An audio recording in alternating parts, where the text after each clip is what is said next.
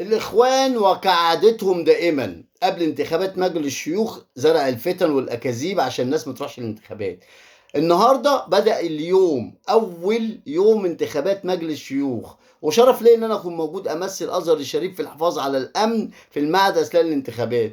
إقبال رائع من الناس، أنا ما كنتش متخيل والله. رجالة كبيرة، رجالة صغيرة، شباب، بنات، ستات كبيرة. إقبال رائع من انتخابات النهارده، في الانتخابات النهارده مجلس الشيوخ.